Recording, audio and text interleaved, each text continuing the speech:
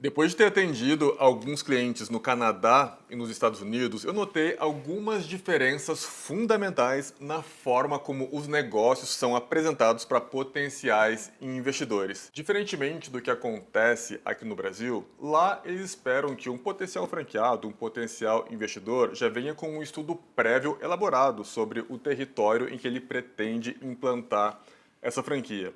Mas não é só isso. Eu acabei encontrando 5 diferenças fundamentais no processo de abordagem para esses potenciais investidores. E é isso que eu vou compartilhar com vocês agora. E o objetivo aqui não é dizer o que é melhor, o que é pior, eu vou fazer um comparativo sobre pontos positivos, pontos negativos, e é claro que existem exceções, tanto aqui no Brasil quanto lá fora também. Então, o grande objetivo é trazer luz para esses tipos diferentes de abordagem. E o ponto número 1 é em relação a dados de mercado e a análise desses dados. Como eu falei no início, no Brasil, os consultores costumam apresentar um estudo detalhado com dados de mercado. Isso inclui estatísticas do setor e tendências de crescimento do consumo específicas para a região de interesse desse franqueado. Ou seja, por aqui, muitas vezes o franqueador assume a responsabilidade de educar esse franqueado, inclusive sobre o mercado de atuação. Em contrapartida, nos Estados Unidos, existe uma expectativa de que esse investidor tenha feito um estudo preliminar do mercado. Assim, o consultor de expansão pode focar a abordagem dele em falar sobre a robustez da marca, sobre o sistema de suporte oferecido, esperando que esse investidor venha com perguntas mais específicas sobre o que ele observou quando ele pesquisou sobre o mercado. Um discurso típico de um consultor de expansão no Brasil seria mais ou menos o seguinte: Bom dia, estou animado para conversar sobre a nossa franquia. Quero começar compartilhando um estudo detalhado que preparamos. Esses dados mostram o crescimento do setor nos últimos 5 anos. Veja como nosso segmento tem potencial, especialmente no Nordeste, onde as tendências de consumo têm sido muito favoráveis. Se a gente fizer um comparativo, dá uma olhadinha de como que seria mais ou menos esse discurso de vendas lá nos Estados Unidos. Bom dia, estou aqui para falar sobre como a nossa franquia pode ser uma excelente oportunidade. Como você já deve ter visto em suas pesquisas, o mercado tem apresentado um crescimento consistente.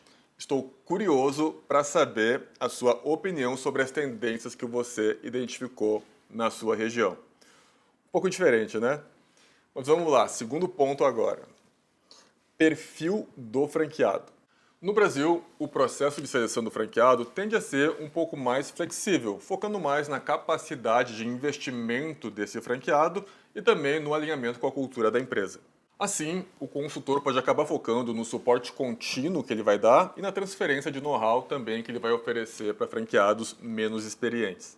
Já nos Estados Unidos, muitas vezes o perfil desse franqueado é daquele cara que já tem experiência em gestão de negócios e também no próprio setor em que ele vai começar a atuar. Assim, o consultor pode destacar a importância de trazer habilidades de gestão e uma compreensão sólida do mercado local, até como um critério de seleção. Um discurso típico no Brasil em relação ao perfil do franqueado seria mais ou menos assim: Estamos procurando pessoas que tenham um bom alinhamento com os nossos valores e que estejam dispostas a aprender.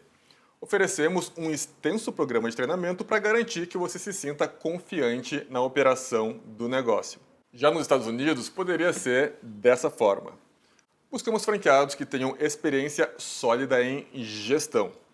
Com a sua experiência no setor, você seria um grande ativo para a nossa rede.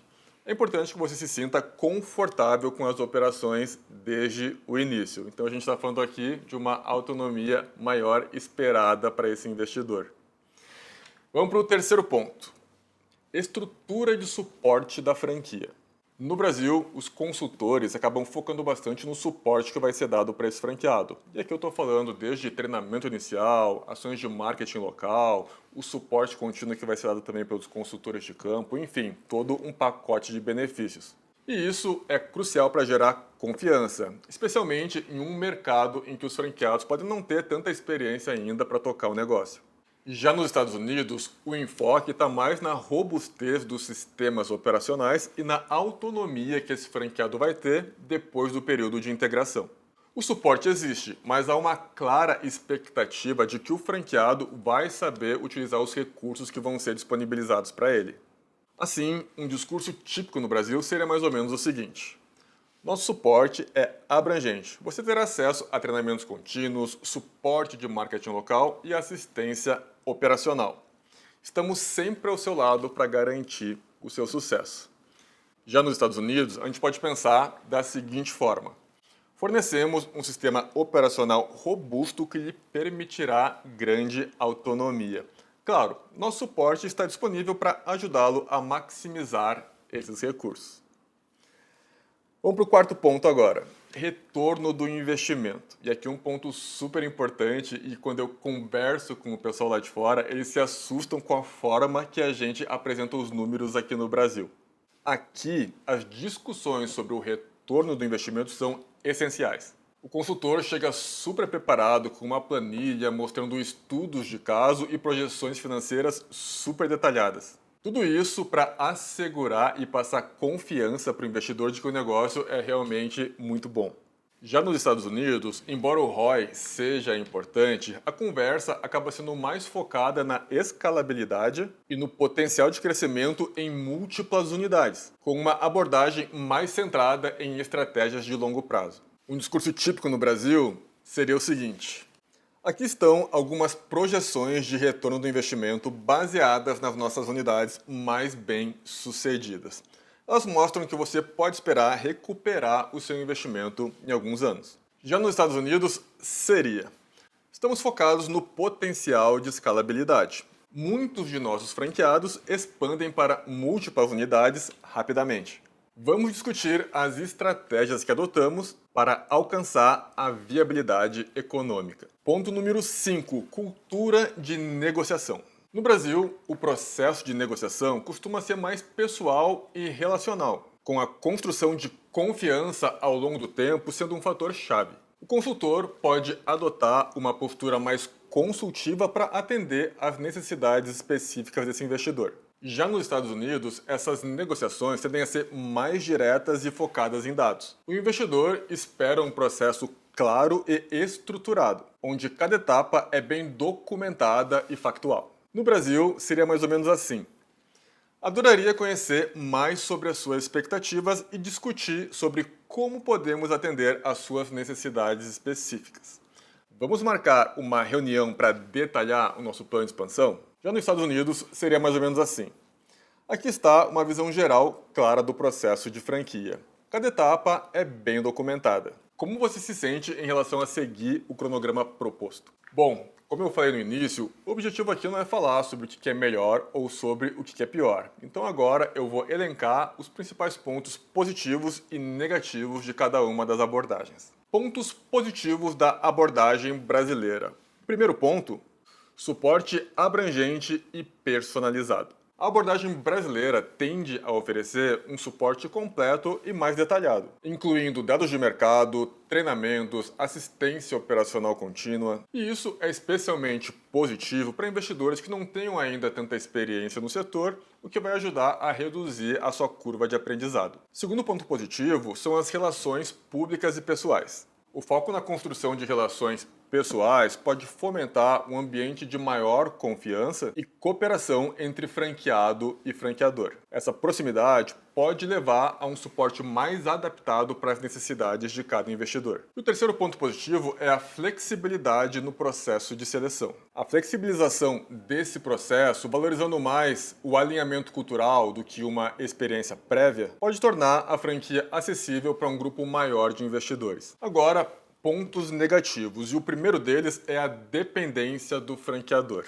O suporte intensivo pode criar uma dependência grande do franqueado em relação ao franqueador, o que pode limitar a iniciativa e a autonomia do próprio empresário. Segundo ponto negativo, o processo tende a ser mais burocrático. A abordagem mais consultiva e relacional pode resultar em um processo mais demorado e burocrático, o que pode frustrar investidores que desejam um processo mais rápido. O terceiro ponto negativo é em relação à informação e recursos limitados. Isso porque pode pode existir uma limitação em termos de fonte externa de dados, de forma que o franqueado tenha que confiar pesadamente nas informações fornecidas pelo franqueador. Agora vamos para a abordagem americana, e o primeiro ponto positivo é em relação à autonomia e proatividade. A expectativa por autonomia responsabiliza esse investidor, incentivando a ser proativo e a utilizar as suas próprias habilidades para o sucesso do negócio. O segundo ponto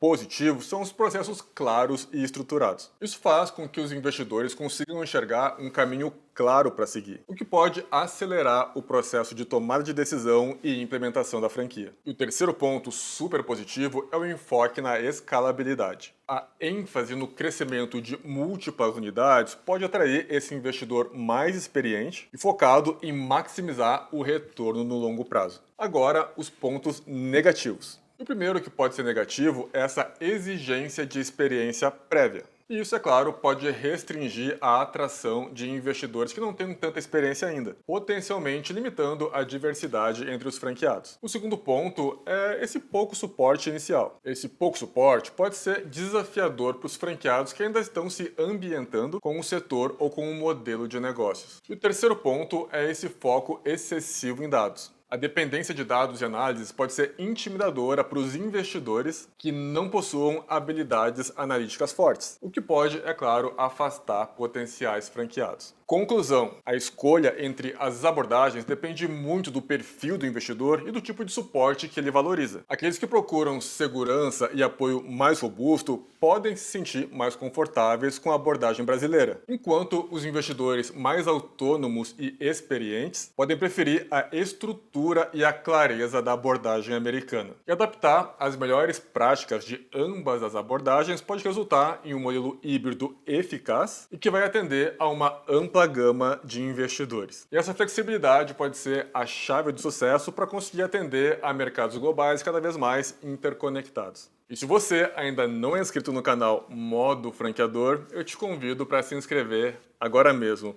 Entra lá e navega pelos conteúdos que a gente cria para te mostrar como que funciona uma franqueadora por dentro. Além disso, a gente faz diversas entrevistas com pessoas que são muito experientes, CEOs, pessoas que realmente criaram um modelo de negócios que funcionam e que conseguem escalar. Então é isso e a gente se vê em um próximo vídeo.